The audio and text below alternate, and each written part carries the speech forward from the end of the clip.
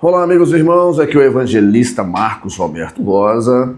Eu sirvo a Deus no Ministério IEAD, a primeira igreja evangélica Assembleia de Deus, Ministério IEAD, em Itaoca Pedra. O meu pastor presidente é o pastor Haroldo Fernandes Pascoal, a qual eu mando um abraço para ele, para sua esposa, irmã Delba, e juntamente com ele eu mando um abraço para todo o corpo de ministros e obreiros do nosso ministério, a toda a juventude com as suas lideranças, a todos os círculos de oração e sua liderança, todo o departamento de família, casais e sua liderança do campo, e também departamento infantil, suas lideranças por todo o campo. A toda a igreja eu mando um grande abraço, principalmente a igreja a qual eu sirvo diretamente, aonde eu sou servo dos irmãos, ali na primeira igreja evangélica Assembleia de Deus em Alto Moledo, que é a congregação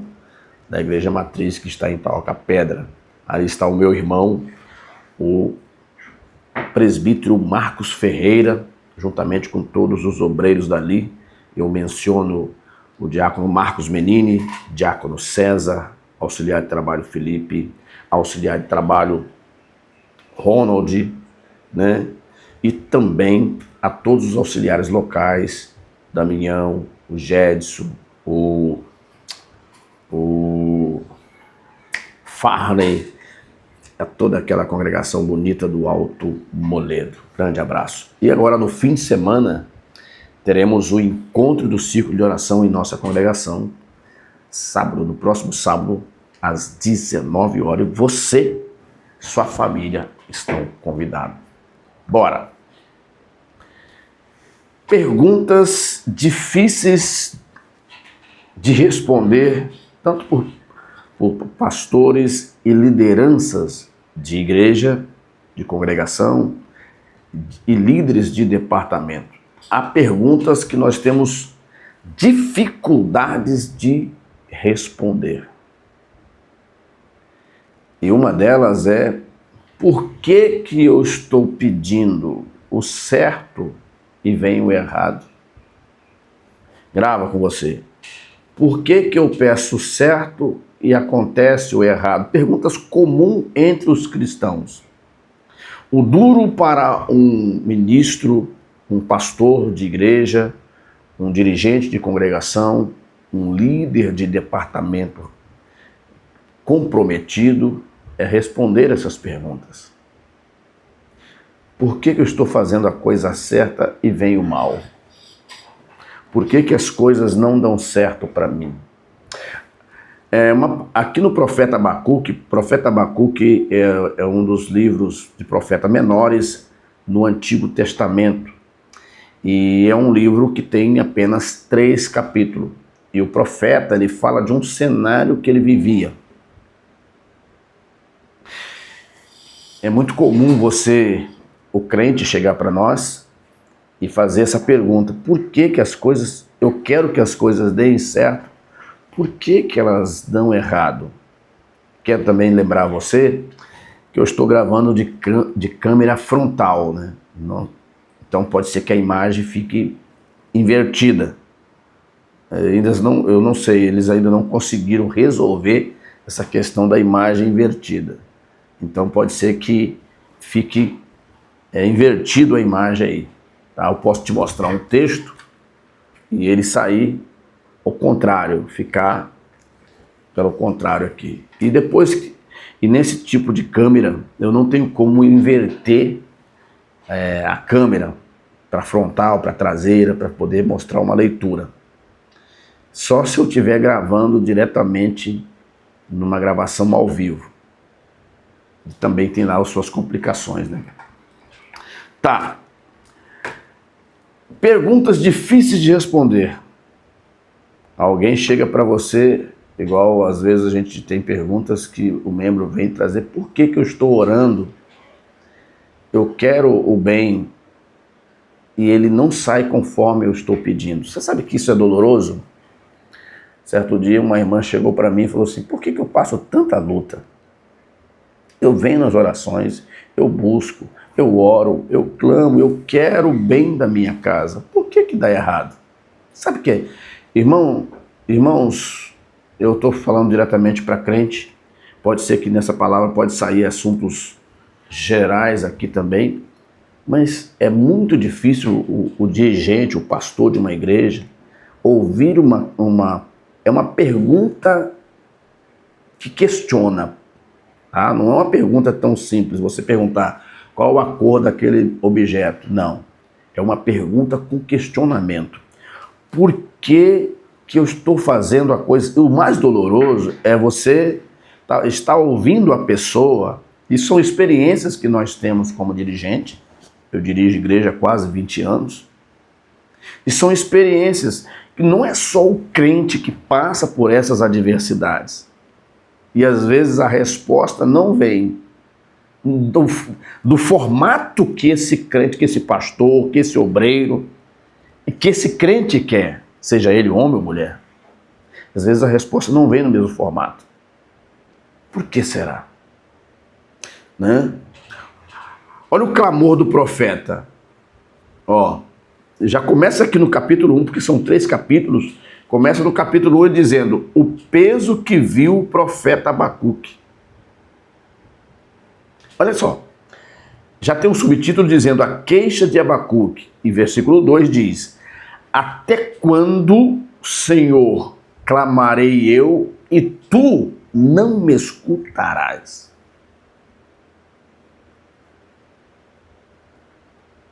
Parece que Abacuque está desrespeitando a Deus aqui. Não. O texto está escrito dessa forma, mas eu acredito que ele clamou. Isso aqui é um clamor. Gritar-te-ei com violência, não me salvarás. Esse tipo de oração é uma oração quando você está no extremo. Eu já fiz esse tipo de oração algumas vezes. Eu estava num aperto. Eu precisava de uma resposta. Eu precisava dessa resposta. E não era uma resposta por vaidade, é por necessidade. Aí você me pergunta, Deus te respondeu? Respondeu. Nos 45 minutos do segundo tempo. Eu já não sabia mais o que fazer. E às vezes Deus chega quando você está no limite do seu limite. Quando as suas esperanças estão esgotadas. Você está fazendo tudo certo. Você está cumprindo com as suas obrigações de servo. Você é um crente. Ou tanto obreiro quanto crente, quanto membro. Quanto pastor, ministro, quanto membro. Você cumpre as suas obrigações corretamente. Você frequenta a igreja regularmente. Eu digo regularmente porque às vezes pode haver um dia que você pode faltar. Frequenta a igreja regularmente. Você respeita o seu irmão. Você intercede por você, por sua família, pelos seus irmãos, pela sociedade, pelo mundo. Você coloca todo mundo na presença de Deus, a fim de que Deus venha cuidar de cada caso especificamente. Você é uma pessoa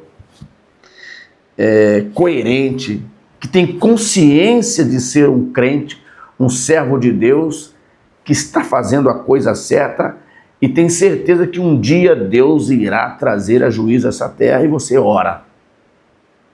Mas às vezes a gente ora, e quantos que clamam a Deus pela sua família, mas a sua família não está nem aí.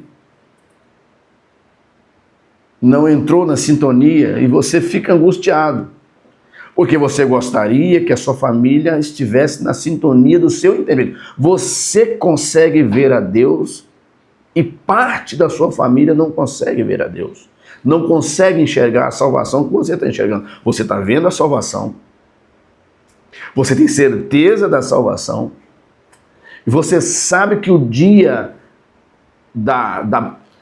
em que Deus irá vir a trazer juízo sobre a terra vai chegar. E o seu coração se angustia. Mas as coisas não melhoram. Por que será? O profeta, ele fala no versículo 2, até quando, Senhor, clamarei eu e tu não me escutarás? É quase que um clamor do desespero. Gritar-te-ei violência e não salvará. Senhor, olha a violência ali. Amados, quantas das vezes nós oramos para que o mal não aconteça, ele acontece? Não é porque Deus falhou. Alguma coisa tem nesse contexto que está fora da nossa alçada. Você entende? E é duro para um pastor de igreja, para um dirigente de igreja, ver o crente sofrer e não poder fazer nada. O nada que eu digo, não poder clamar, não poder orar. Você ora pelo crente e você até fica preocupado. Senhor, será que o Senhor não está comigo? Eu estou orando para fulano. O desejo do meu coração é que os seus problemas sejam resolvidos, que a sua enfermidade seja curada. E isso não acontece. Então você começa a sentir também que alguma coisa está errada com você. Você está fazendo tudo certo. Você é um obreiro, você é um ministro, você está fazendo as coisas certas. E você vive num cenário, parece que você está andando no deserto. Não tem aonde se apalpar, não tem a água perto, não tem vegetação para poder refrescar o teu caminhar, não tem sombra nas árvores, porque não existe árvore, é só sol e terra seca. E você fica imaginando, será que Deus me esqueceu? Será que Deus não está me ouvindo? Será que Deus virou as costas para mim? Porque é doloroso. O profeta Abacuque chega no versículo 3 e fala, por que razão me mostra a iniquidade? Preste muito bem atenção. Se eu for descrever ponto a ponto do texto aqui, nós vamos ter muito tempo aqui, vai ficar muito alongado esse vídeo. Presta atenção, nós precisamos prestar atenção na intensidade do texto, da fala. Por que razão me mostras a iniquidade? Por que ele está falando isso? Porque ele está pedindo o bem, ele está pedindo justiça, ele está pedindo paz, ele está pedindo um ambiente frutífero. E vem problema. É isso que ele está clamando. Seguindo o texto. Por que razão me mostras a iniquidade e me fazes ver a opressão? Pergunta, interrogação. Nós, como servo de Deus, não ficamos satisfeitos em ver jovens, pessoas, filhos dos nossos amigos que cresceram nós crescemos junto lá no passado. Nós brincamos na rua de pelada, brincamos de pique-esconde, nós sorrimos, nós fomos pescar junto, caçar junto. E de repentemente você vê um filho de um amigo seu atolado numa vida desprezível. Você se angustia também, rapaz, em não poder fazer nada. Você clama, você quer que aquilo mude, mas vem diferente. Por que será? O profeta Abacuque fala, por que o Senhor me mostra a opressão? Por que razão me mostra a iniquidade? E me fazes ver a opressão? Porque na cabeça de um crente fiel, ele sempre vai visualizar tudo certo. Dentro da cabeça de um crente fiel, seja pastor, seja dirigente, seja obreiro, seja irmão ou irmã, ele sempre vai visualizar, não, eu estou do lado de um Deus que eu posso pedir e ele vai fazer. E quando não vem a resposta? Acho que a parte que mais dói na gente, ou no dirigente, no pastor, é quando você não tem a resposta para o irmão. É doloroso. Você vai para casa com o coração angustiado. Quando você tem aquela pergunta, você vê uma irmã, por exemplo, que sofre tanto, uma irmã que sofre tanto assim com os problemas de casa, com os problemas familiares, problema conjugal, com as coisas que não saem dentro do tempo, aquela vida de perrengue os anos todos. E você fica, e a pessoa fala, irmão, por que eu não saio dessa vida? E no momento você não tem a resposta para dar a essa pessoa. Às vezes você fala assim, Ô minha irmã, meu irmão, vamos orar a Deus para Deus nos dar uma resposta. Mas quando você vê que tudo funciona, e às vezes a gente está orando pelo crente, mas talvez até na nossa casa mesmo as coisas não estão saindo do jeito que nós queríamos. Essa oração que ele faz aqui, parou na por que me fazes ver a opressão? Por quê? Todo servo de Deus fiel, como ele está seguindo um Deus que é um Deus justo, um Deus de paz, um Deus protetor, um Deus que dá livramento, um Deus que consola, um Deus que traz alegria, um Deus que faz a chuva cair para a terra brotar os seus frutos, um Deus que cuida da criatura que ele colocou na terra. Você sabendo, tendo ciência disso tudo, dentro da sua mente você não vê deserto, vê oásis. Dentro da sua mente você não vê problema, você vê sempre, dentro da nossa mente a gente só enxerga a solução, mesmo que todo mundo está vendo, não consegue ver a solução, você está vendo.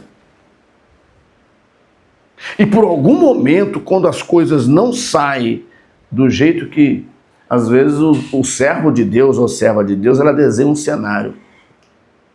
Se você perguntar, fazer uma entrevista e perguntar uma irmã, ou chefe de família que tem seus filhos, ela fala assim, como que você gostaria que fosse a sua casa? Ela ia desenhar tudo. Olha, eu queria que os meus filhos se formassem, tivessem uma boa profissão para poder garantir um bom sustento para eles. Eu queria que a minha filha, o que eu vejo assim, a minha filha casada com um bom homem que cuida dela, assim como eu cuido. Eu quero ver o meu filho crescendo, sendo um grande homem, contribuindo para a sociedade com a sua profissão, com o seu trabalho, ajudando os irmãos na igreja, sendo um obreiro. Eu quero ver o meu marido do meu lado na igreja, me ajudando nas orações, caminhando comigo para a igreja. Esse é o desenho que está dentro da cabeça de uma serva de Deus. Muitos homens de Deus que você vê na igreja, mulheres de Deus que você vê na igreja, se você fizer uma pergunta para ele, qual é o desenho que você quer para a sua vida? Ele vai traçar o desenho. Eu quero seguir junto com a minha esposa até Jesus voltar. Eu quero que o meu filho seja um bom homem, que busque a Deus, que respeite a Deus, que busque uma profissão, que seja próspero, que ele tenha a casinha dele, que ele tenha um carrinho dele, que ele ajude na obra de Deus. Eu quero o mesmo para minha filha, que seja uma menina frutífera, que case com um bom homem. Qual o chefe de família que não quer que a sua filha seja bem cuidada? Você quer ver deixar um chefe de família satisfeito, é saber que o marido das suas filhas, o esposo das suas filhas, cuidem bem delas. Não é deitar e dormir tranquilo, você saber que você entregou a sua filha na mão de um bom homem. Que às vezes não é porque é crente que vai ser bom no trato. Tem muita gente que é ignorante no tratamento. Esse é o desenho de um chefe de família. Mas imagina bem, quando você olha, você quer todas essas coisas e acontece o inverso. Você compreendeu? Você quer tudo isso, mas o que você visualiza é o que Abacuque está falando. Porque eu quero, porque eu peço, né? Pois, olha só, por que razão me mostra a iniquidade e me fazes ver a opressão? Não é isso que a gente quer ver. Diante da sociedade como um todo, nós estamos falando de família, mas até para a sociedade a gente quer isso. A gente tem amigos, né? Você gostaria, quando você vê um amigo seu, que está direitinho, que ele, né, conseguiu conquistar os seus filhos tudo certinho, mas quando você vê um amigo seu, todo esfolado pela vida, sem futuro, destroçado pelos problemas da vida, às vezes você vê um colega, ele está até todo desfeito, aquele rapaz bonito, aquela moça bonita, quando você encontra depois de alguns anos, todo desfeito, desfolado, às vezes maltratado pela vida. Você acha que a gente vai fazer o quê? Ficar alegre?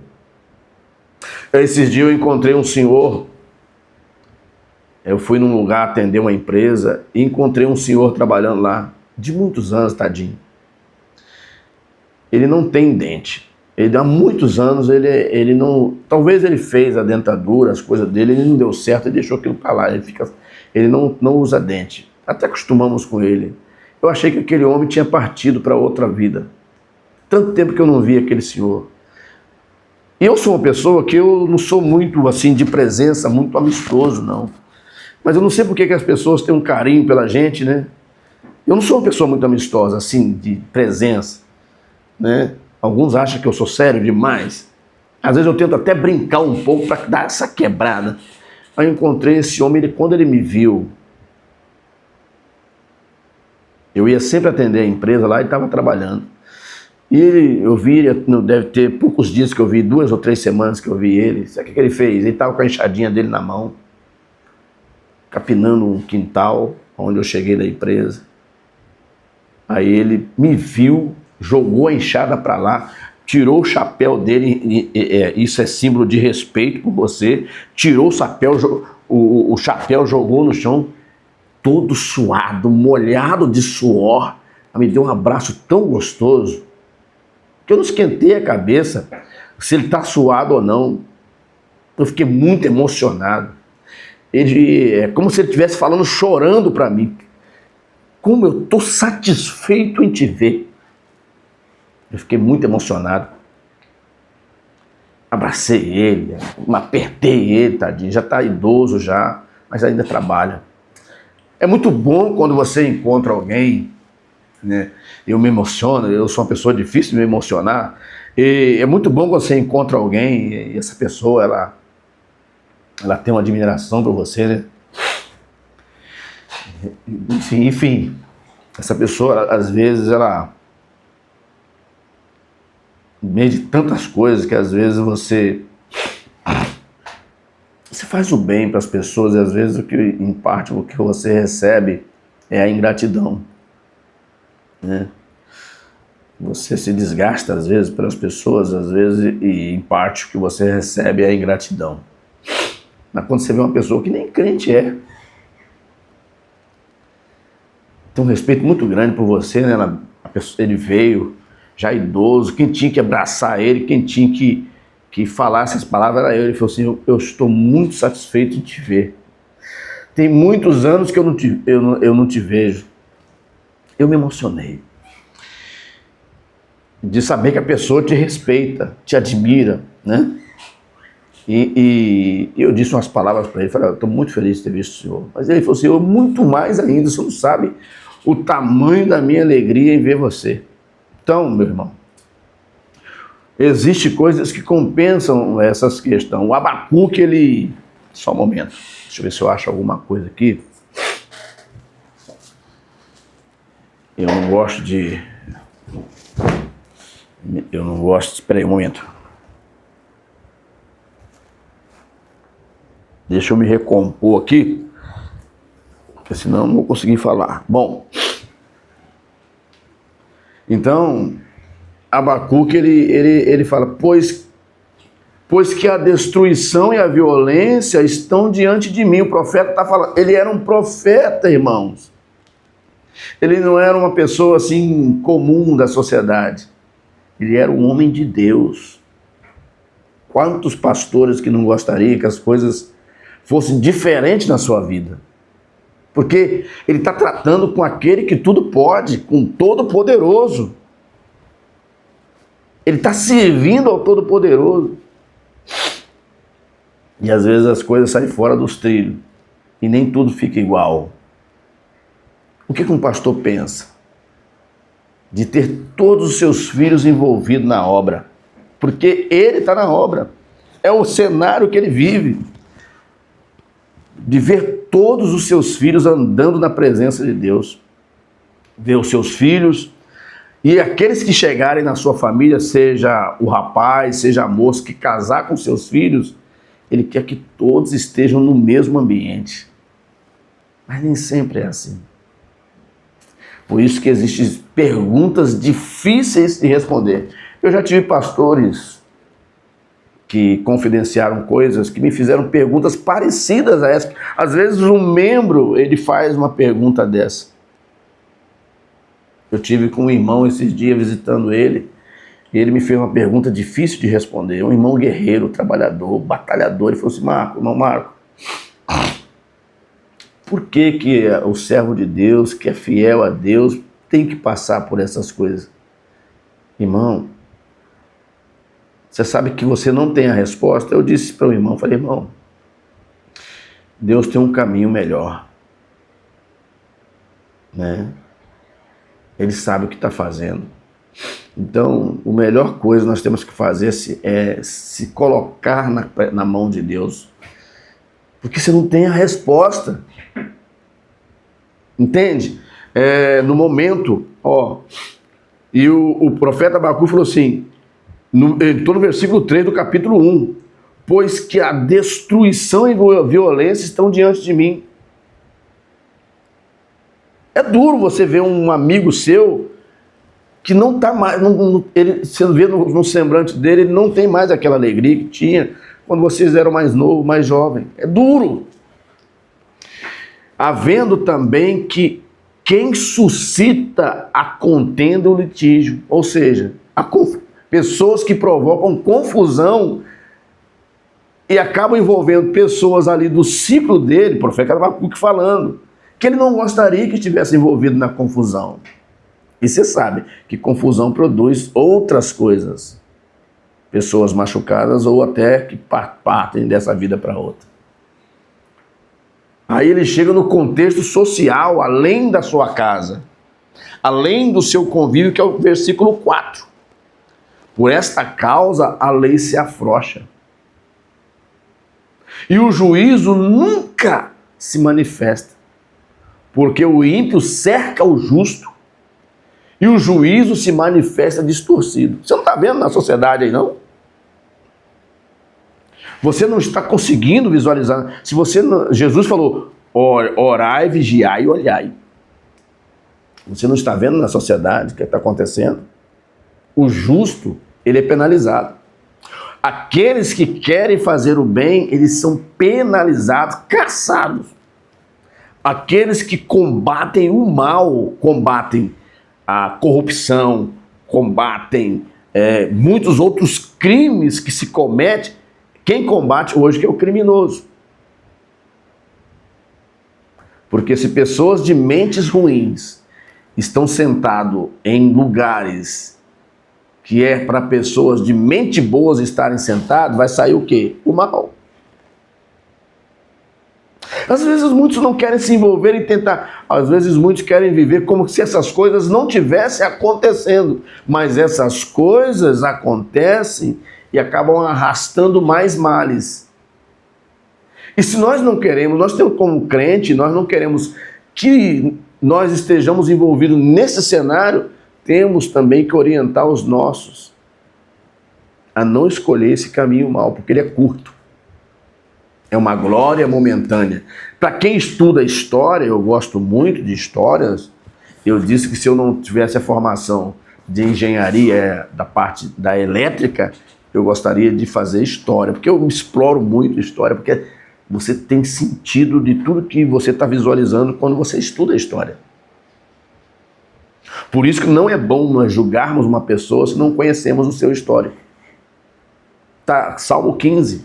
Salmo 15 está lá. Nós não devemos julgar alguém se não conhecemos a sua vida, não conhecemos o seu histórico, o seu cotidiano. E a mesma coisa acontece no cenário que vivemos. Se pessoas ruins sentarem em cadeiras que é para pessoas boas sentarem, o que virá? Só desolação. Uma sociedade acaba ela entrando por uma rota perigosa.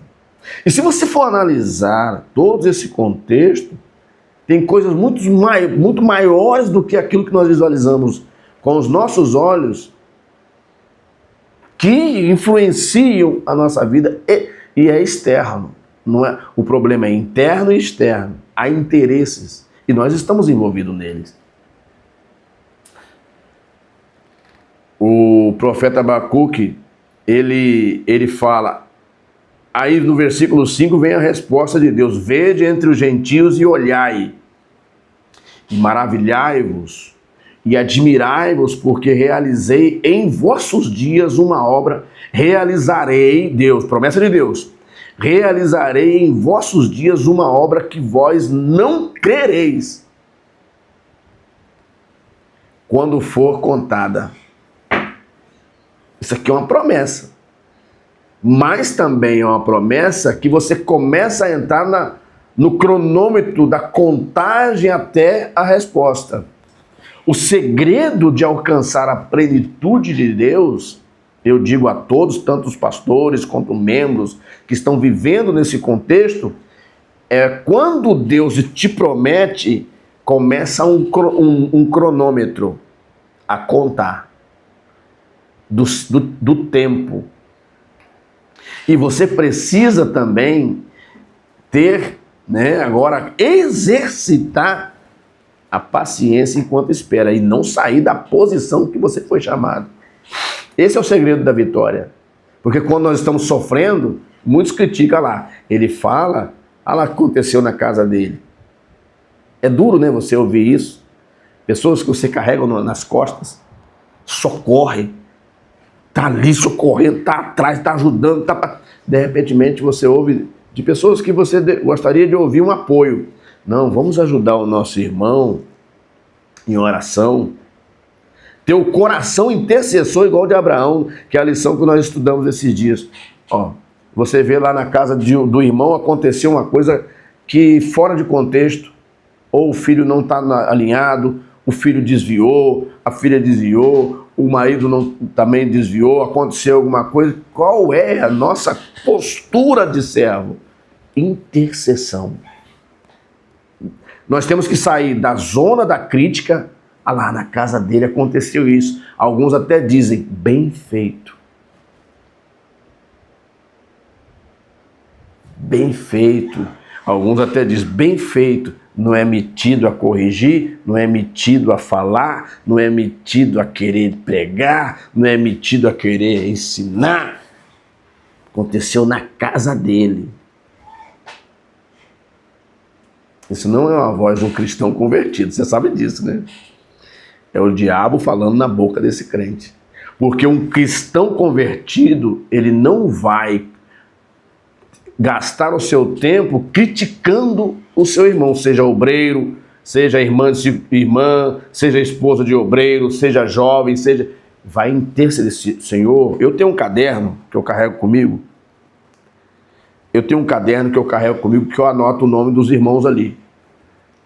De crentes e não crentes que pedem oração. Eu vou ali e anoto. Para que eu possa interceder por aquela pessoa.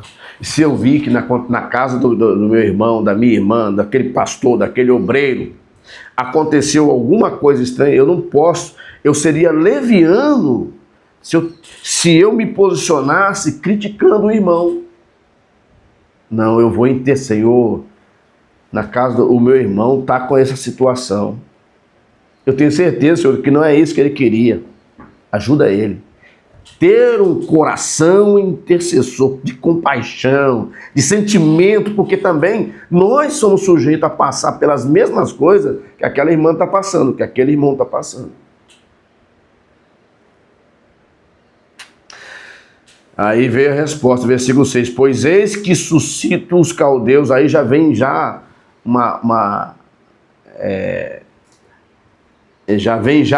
um desfecho, Deus descrevendo todo o cenário que iria acontecer dali para frente, para que Deus pudesse trazer a resposta para os seus filhos. Gideão também, ele teve o mesmo comportamento quando Deus foi falar com ele. Gideão falou o que com Deus? O anjo do Senhor. Se o Senhor tivesse aqui, essas coisas não teriam acontecido. Juízes 6, para nós encerrarmos. Acho que versículo 12, né? Versículo 12. Versículo 12 e 13. Então o anjo do Senhor lhe apareceu e lhe disse: o Senhor é contigo, varão valoroso. Preste muito bem atenção. Mas o cenário que Gideão estava vivendo, ter que enganar os midianitas para poder garantir o seu sustento, porque ele estava preparando o trigo no lagar. Lagar não é lugar de tratar o trigo, lagar é lugar de tratar a uva. E Gideão teve que ir para lá, para enganar o inimigo. Deus viu no coração de Gideão que ele tinha estratégia diante das adversidades. Só que o anjo do Senhor chega para ele no versículo 12 do capítulo 6 de Juízes e fala: então o anjo do Senhor apareceu e lhe disse: o Senhor é contigo, varão valoroso. E Gideão respondeu no versículo 13. Mas Gideão lhe respondeu: ai, Senhor meu, se o Senhor é conosco, por que tudo isso nos sobreveio? É a pergunta. É a pergunta que muito crente quer fazer a Deus. É que é feito de todas as suas maravilhas que os nossos pais, e que é feito de todas as suas maravilhas que os nossos pais nos contaram. Aqui está um segredo. A transferência do conhecimento de Deus para os filhos. Aí, dizendo: não fez o Senhor subir do Egito? Pergunta. Porém agora o Senhor nos desamparou, diz Gideão, e nos deu na mão dos midianitas.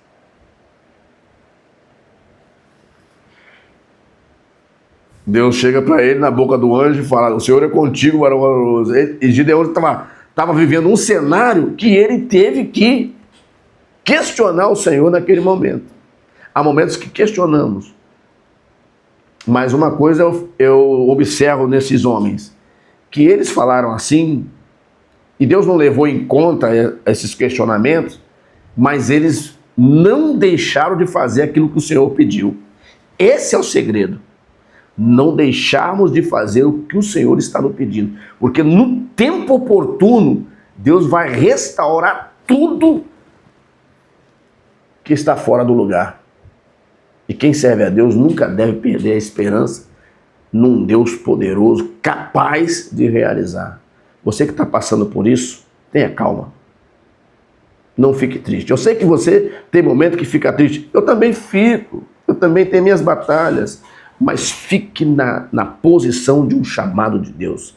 Eu tenho certeza que Deus te dará a vitória que você precisa. Vamos fazer uma oração? Querido Deus e Pai, mediante a tudo que falamos aqui, o Senhor conhece o meu coração e sabe que a minha intenção é que o meu irmão, a minha irmã, o meu amigo e amiga estejam melhor. Que o Senhor venha tirar todo o embaraço da vida do nosso irmão, da nossa irmã, da família deles, também dos nossos amigos da sociedade, Pai, e nos dá uma direção melhor na nossa vida, curando as enfermidades, resolvendo os nossos problemas e nos dando, ó Pai, a vitória que nós estamos precisando. Eu te peço, confiando em Ti, no nome de Jesus. Amém. Ficamos por aqui, um grande abraço, espero que essa palavra te ajude, e que você alcance a plenitude de Deus na sua vida. Aqui é o evangelista Marcos Roberto Rosa.